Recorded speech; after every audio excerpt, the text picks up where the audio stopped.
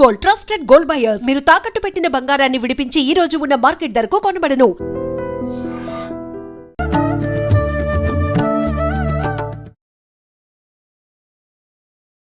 నమస్కారం, welcome to I dream. ధర్మ మార్గం విత్ విజిత కార్యక్రమానికి స్వాగతం. ప్రస్తుతం మనతో పాటు ఉన్నారు ప్రముఖ జ్యోతిష్య పండితులు, ఆధ్యాత్మికవేత్త వీరాపురపు సుబ్రహ్మణ్య స్వామి గారు. ఇప్పుడు వారితో మాట్లాడి మరిన్ని విషయాలు వివరంగా తెలుసుకుందాం. నమస్కారం అండి. శుభాశీస్సులండి. మనం అంటే ఇంతకు ముందర చేసిన వీడియోలో నాగుల పంచమికి సంబంధించి మామూలుగా అందరం మాట్లాడుకునేది పూజా విధానం, ఆ రోజు ఎలా చేయాలి ఏంటి అని. కానీ మీరు వివరించిన దాన్ని బట్టి 9 రోజుల పాటుగా ఈ విధానం మనం ఆచరించాలి అంటే మనకు ఒక ఈ దోషాల వల్ల రకరకాల ఇబ్బందులు వస్తాయి. ఒక్కొక్క ఇబ్బందికి సంబంధించి ఒక్కొక్క అంటే సర్పాన్ని దేవతగా తీసుకొని ఆరాధించే విధానం గురించి మీరు చెప్తున్నారు. అంటే ఆల్రెడీ మనం ఇంత ముందర ఎపిసోడ్లో 3 గురించి మాట్లాడుకున్నాము. మరి 4వ రోజు నుంచి 9వ రోజు వరకు మనం ఎటువంటి విధానాలు ఆచరించాలో వివరించండి. 4వ రోజు మనం పిల్లల గురించి ముఖ్యంగా పిల్లలు మనకు మర్చిపోతున్న జ్ఞాపక శక్తి లేనటువంటి వాళ్ళు, అది పెద్దవాళ్ళైనా సరే పిల్లలైనా సరే.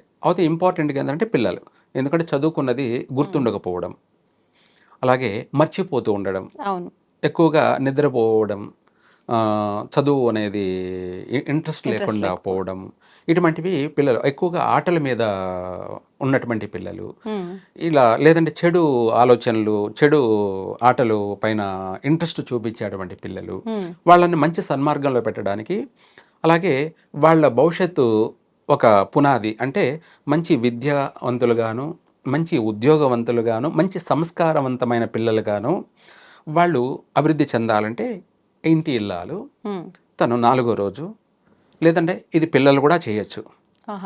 అంటే తల్లే కాకుండా వాళ్ళ పిల్లలు వాళ్ళ చేత కూడా చేయించవచ్చు, లేదంటే తను చేయొచ్చు. తను 4వ రోజు పెసర్లు పూర్ణం చేసి బెల్లంతో విగ్రహాలకి అభిషేకం చేయడం, దాన్ని పూర్ణం అంటారు. పెసలతోటి అభిషేకం చేసి, ఆ చేసిన అభిషేకాన్ని కొంచెం ప్రసాదం కింద తీసుకొని లిక్విడ్ లాగా చేయాలండి. అవును, అంటే మనం అరిసెలకు దానికి పాకం లాగా చేస్తాం కదా, అది కొంచెం లిక్విడ్ ఎక్కువగా చేసి దాంతో అభిషేకం చేసి, ఆ అభిషేకం చేసిన దాంట్లోనే కొద్దిగా తీసి పక్కకు పెట్టుకోవాలి.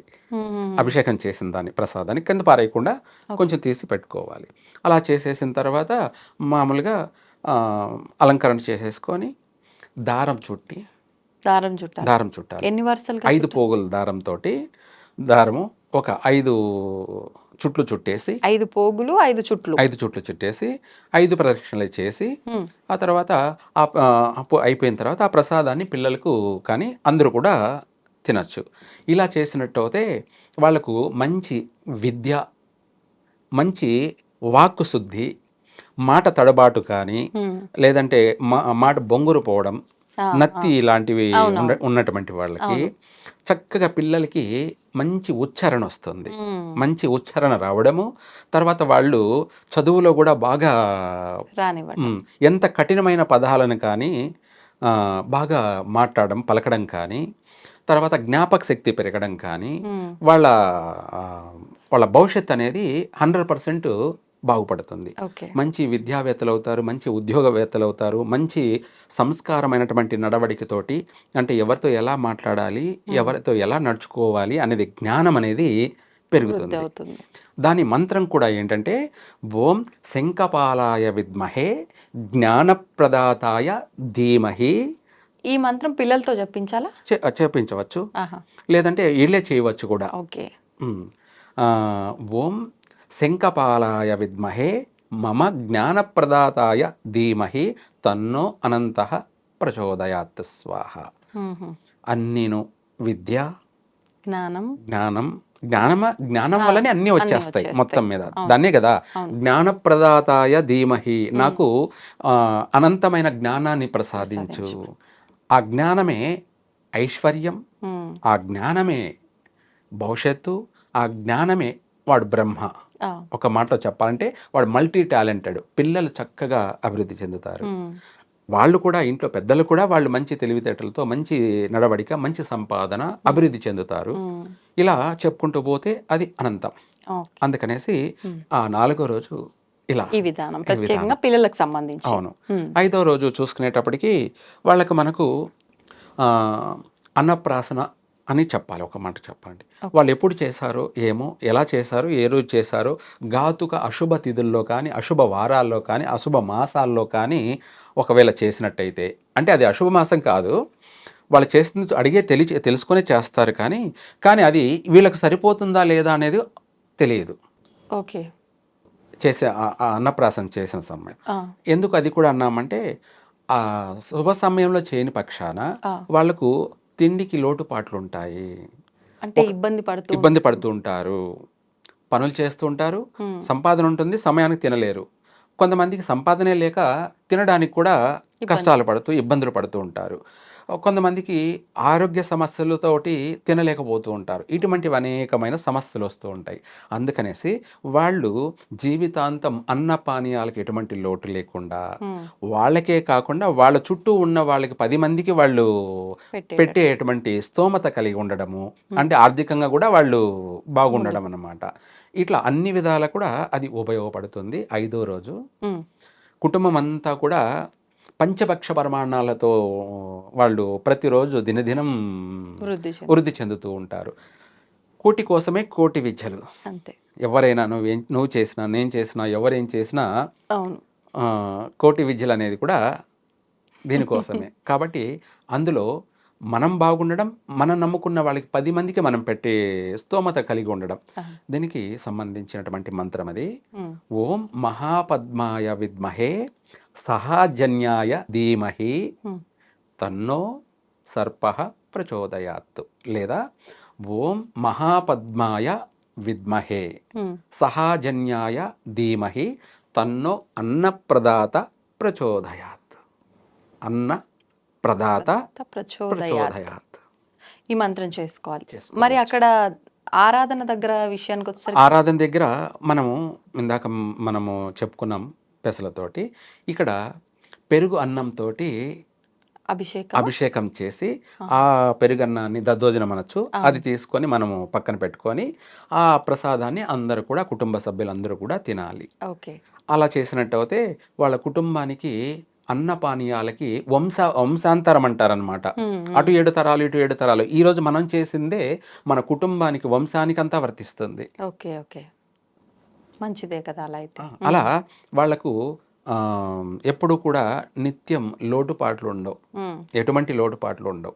మనం బయటికి వెళ్ళినా కూడా మనం చూడగానే పిలిచి మరీ అందరూ పెట్టాల్సిందే, అలా ఉంటుంది. అంటే మారిపోతుంది, చేంజ్ అయిపోతుంది, లైఫే చేంజ్ అయిపోతుంటుంది.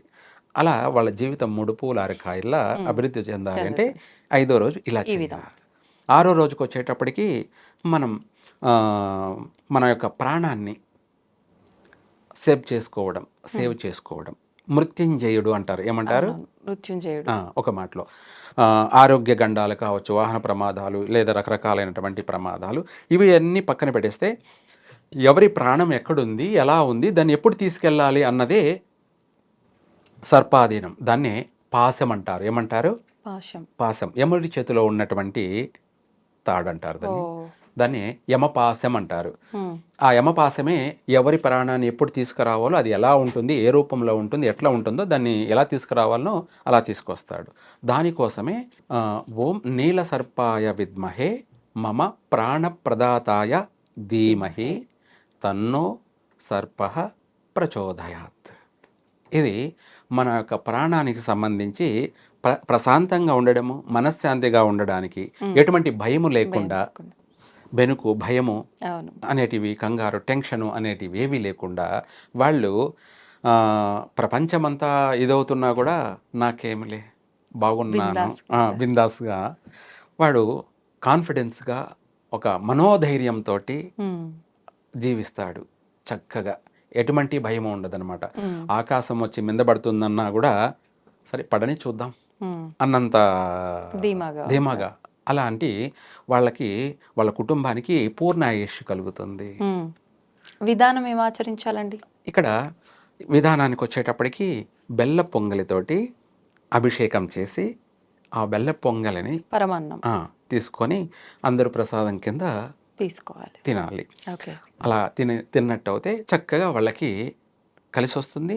ఆ రోజునే మనకు అన్ని విధాలా కూడా మన ఆయుష్కు సంబంధించి బాలారిష్ట దోషాలకు సంబంధించి, పెద్దవాళ్ళైతే ప్రాణగండాలకు సంబంధించి, ఎవరి చిన్నపిల్లలకైనా పెద్దవాళ్ళకైనా ప్రాణగండాలకు సంబంధించి అన్నీ కూడాను తొలగిపోతాయి. దినదిన గండం అంటారు. దినదిన గండం నూరేండ్ల జీవితం అంటారు కదా.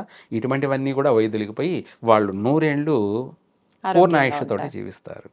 తర్వాత ఇంకొకటి, మనకు ఆర్థిక పరంగా మనకు ఒక విధంగానే కాకుండా మన జీవితము ఆనందంగా ఉండడానికి ఏమిటి, ఆనందంగా జీవిత ఆనందం, శారీరకంగా మానసికంగా మన యొక్క అవయవ లోపాలని కూడా, అంటే ఇప్పుడు గర్భవతిగా ఉన్నటువంటి తల్లులు కావచ్చు, లేదా ఇంకా పిల్లలే కలగనటువంటి స్త్రీలు కావచ్చు, వాళ్ళు ముందు నుంచే వాళ్ళు ఏ అవయవ లోపం లేకుండా చక్కని ఆరోగ్యమైనటువంటి సంతాన ప్రాప్తి కలగడం కోసము వాడి విధిరాత తలరాత మహర్జాతకుడుగా జన్మించడం. మహర్జాతకుడుగా అంటే అదృష్టవంతుడా దురదృష్టవంతుడా అని అంటాం, డిసైడ్ అవుతుంది. దాన్ని అదృష్టవంతుడుగా జన్మించాలి అంటే వాళ్ళకు పుట్టబోయే పిల్లలు, లేదా వీళ్ళ తలరాతను కూడా మార్చుకోవాలి అంటే ఇక్కడ మనము ఆ రోజున ఏడవ రోజు ఆ రోజు మన ఇంటిలో నుంచి మనము కుంకుమ తీసుకువెళ్ళి ఆ కుంకుమతోటి అభిషేకం చేసి, పూర్తిగా అభిషేకం చేసి, ఆ రోజున మనము ఓన్లీ ఎర్ర పూలతోటి పూర్తిగా ఆ యొక్క నాగదేవతలకి మనం ఆరాధన, అలాగే అష్టోత్తరం అంటారు, 108 శ్లోకాలు ఉంటాయి కదా. అష్టోత్తరాన్ని ఒక్కొక్క పువ్వుతోటి ఒక్కొక్క మంత్రం పూలు ఏవైనా పర్వాలేదా? ఓన్లీ ఎరుపు రంగు పూలే, అంటే మందార పూలు కావచ్చు, ముద్ద మందారం, ఎర్ర మందారం, లేదంటే గులాబీ కావచ్చు, ఇలాంటివి ఏదైనా సరే పర్వాలేదు. ఎరుపు పువ్వులతోటి ఒక్కొక్కటి ఓం అనంతాయ నమః అంటూ ఒక పువ్వు, ఇలా 108 శ్లోకాలకి 108 పూలని, అంటే పుష్పాభిషేకం అని కూడా చెప్పుకోవచ్చు. అలా చేసినట్టు అయితే అలా చేసి అందులోంచి ఒక 5 పూలను తీసుకొని మన ఇంట్లో పెట్టుకోవాలి తెచ్చి. అలా పెట్టితే వాళ్ళ జీవితం, వాళ్ళకు కలగబోయే పిల్లలు, అదే 3 పూల 6 కాయలు అంటాం కదా, వాళ్ళ ఇల్లు అంతా కూడా, కుటుంబం అంతా కూడా అన్నిట్లోనూ అభివృద్ధి చెందుతుంది. వాళ్ళకు పుట్టబోయే సంతానం కూడా మంచి అందమైనటువంటి రూపము, నీలాగా అందమైన పిల్లలు, అన్ని విధాలా కూడా మంచి సంతానం కలుగుతారు. దాంతోపాటు వాడు మహర్జాతకుడు కూడా, వాడి పట్టిందల్లా బంగారమే. అలా ఆ రోజు అలా చేసుకున్నట్టయితే బాగుంటుంది. తర్వాత 8వ రోజు ఇక్కడ వచ్చేటప్పటికి మనకు ఇంకా చెప్పాలంటే దీనికి ఒక మంత్రం కూడా ఉంటుంది. ఓం ధనంజయాయ విద్మహే ఆదిశేషాయ ధీమహి తన్నో అన్నదాత ప్రచోదయాత్. ఈ మంత్రం మన యొక్క పూర్తిగా మనకు విశ్వానికంతా కూడాను అభివృద్ధిని కలగచేస్తుంది. అంటే మన కుటుంబమే కాకుండా మనము ఎవరింట్లో పోయి అడుగు పెట్టినా వాళ్ళ ఇల్లు అభివృద్ధి చెందుతుంది. అర్థమైందా మీకు? అర్థమైంది. ఇలాంటి వాళ్ళు ఒక పాజిటివ్ కలిగిన వ్యక్తి అవుతారు. అంటే వాళ్ళ పాదం ఎక్కడ మోపితే అక్కడ మంచి జరుగుతుంది. చాలా మంది నమ్ముతుంటారు ఇలా బయట కొంతమంది విషయాల్లో. అవును, అది శుభ పాదమా లేకపోతే ఐరన్ లెగ్ పాదమా అంటారు కదా, ఐరన్ లెగ్ అంటారు కదా, ఆ టైపులో వాళ్ళు ఎక్కడ వెళ్ళినా అక్కడంతా కూడా సుభిక్షంగా ఉంటుంది. అలా వాళ్ళు బాగుండడం కోసం, అందరూ బాగుండడం కోసం, అందరి క్షేమం కోసం చేస్తున్నా, దాని వాళ్ళ కుటుంబానికి అని దీన్ని మామూలుగా వర్తిస్తుంది. కుటుంబం అంటే వాళ్ళ వంశం అంటారు కదా, వాళ్ళకు వర్తిస్తుంది. దాంతోపాటు వీళ్ళు ఎక్కడికి వెళ్ళినా కూడా అక్కడ కూడా అంతా మంచి జరుగుతుంది. అందుకోసమే కొంతమందికి పెద్దపీట వేస్తారు కొన్ని కార్యక్రమాలకి, కొన్ని ముందు నడిపిస్తూ ఉంటారు. అలా వాళ్ళు బాగుండడం, వాళ్ళ వంశం అంతా బాగుండడం, అదే కాకుండా చుట్టుపక్కల వాళ్ళు, ఇరుగు పొరుగు వాళ్ళందరూ కూడా బాగుండాలి. అంటే వాళ్ళు ఎక్కడ పోయి అడుగు పెట్టొస్తుంటే అక్కడంతా దినదినం అభివృద్ధి చెందుతూ ఉంటుంది. అలా చేయాలి. అలా చేసినట్టయితే విశేషంగా కలిసి వస్తుంది. ఇదే కాకుండా ఇంకొకటి, మనము అనంతుడు అని చెప్పుకున్నాం కదా, ఆయన గురించి మనకు అన్ని విధాల కూడా అభివృద్ధి చెందాలంటే విశేషమైనటువంటి మనకు ఆ రోజు లాస్ట్ రోజున మల్లె పూలతోటి కానీ జాజి పూలతోటి కానీ 9వ రోజు. ఉమ్, విశేషమైనటువంటి ఆ, అర్చన, అది కూడా అష్టోత్తరం. ఎందుకంటే వీళ్ళకు మంత్రం అందరికీ చేయడం అంత అనుకూలం కాదు. ఆ, మళ్ళీ ఉచ్చారణ కూడా బాగుండాలి కాబట్టి అష్టోత్తరమే వీళ్ళకు బాగుంటుందని మనం మారిపోతున్నాం అనమాట. ఎందుకంటే అందరూ స్పష్టంగా ఉచ్చారణ చేయలేరు కాబట్టి. రెండోది అప్పుడప్పుడు జ్ఞాపక శక్తి ఉండాలి కాబట్టి అవును. దానికోసమే ఇంత అవసరం లేదు. ఉమ్, ఆ సుబ్రహ్మణ్య స్వామి అష్టోత్తరం కానీ, లేదంటే వల్లి అష్టోత్తరం కానీ, లేదా దేవసేన అష్టోత్తరం కానీ ఇలా ఉంటాయి. ఓకే. వాటిలో అష్టోత్తరం అనేది ఉచ్చారణ తప్పినా కూడా ఫలితం మాత్రం ఎటువంటి ఇబ్బంది లేదు. కాబట్టి వాళ్ళు జాజి పూలతో కానీ మల్లెపూలతో కానీ విశేషంగా 1 కిలో పావు పూలతోటి కిలోంబావు. కిలో పావు పూలతోటి అభిషేకం చేసినట్టయితే 100% వీళ్ళ వంశం అంటే అటు 7 తరాలు ఇటు 7 తరాలు పట్టి పీడిస్తున్నటువంటి సర్పదోషాలు కావచ్చు, ఉమ్, సర్పశాపాలు కావచ్చు, అలాగే కాలసర్పదోషాలు కావచ్చు, అపసవ్య కాలసర్పదోషాలు కావచ్చు, అనంతనాగ దోషాలు కావచ్చు, ఇలా చెప్పుకుంటూ పోతుంటే ఇవి కూడా అనేక దోషాలు ఉంటాయన్నమాట. యోగాలు అనేటివి ఎన్ని ఉంటాయో అంతే దోషాలు కూడా ఉంటాయి. అనంత యోగము, లక్ష్మీ యోగము, గజకేసరి యోగము, ఇలా చెప్పుకుంటూ పోతుంటే యోగాలు ఎన్ని ఉంటాయి, అదేవిధంగా దోషాలు కూడా ఉంటాయి. వాటి అన్నిటిని కూడా ఎటువంటి దోషాలైనా కూడా 10,000 దోషాలు కానీ 1,00,000 దోషాలు కానీ ప్రక్షాళన అయిపోయి వాళ్ళు పట్టిందల్లా బంగారమే, పట్టిందల్లా బంగారమే. అలా వాళ్ళ జీవితం అనేది దినదినము అభివృద్ధి చెందుతుంది. ఇలా చేసుకున్నట్టయితే విశేషంగా కలిసి వస్తుంది. అంటే ఖచ్చితంగా అందరూ 9 రోజులు ఆచరించాల్సిందేనా? వీటిలో ఏదో ఒక రోజు వాళ్ళ ఇబ్బందిని బట్టి ఆచరించుకుంటే సరిపోతుందా? మంచి మాట అన్నారు. వాళ్ళ ఇంట్లో ఇబ్బంది ఉంటే ఇప్పుడు భర్త చేయొచ్చు, అర్థమైంది కదా. అర్థమైంది. ఇంట్లో భార్య ప్రకృతి ప్రకారంగా నెలసరి అన్నారు, తనకు బదులు తను చేయొచ్చు, ఆగిపోవాల్సిన అవసరమే లేదు. ఓకే. అంటే 9 రోజుల విధానం ఆచరించాల్సిందే, ఒకరికి కుదరకపోయినా ఇంకొకరు. ఓకే. 100% చేసినట్టయితే ఆ ప్రారంభం చేసిన ఆ పూజకి ఆటంకం లేకుండా వాళ్ళు పూర్తి చేయగలిగిన వాళ్ళు అవుతారు. అరే నీ ఇంట్లో మా పాప మంత్ అయింది, నెలసరి అయింది, లేదంటే భార్య ఆమె చేస్తున్నామే అయింది అని దాన్ని ఆపేయాల్సిన అవసరం లేదు. తన భర్త చేయొచ్చు. ఓకే. ఏది ఏమైనా సరే ఇద్దరు చెరిసొగమే కదా.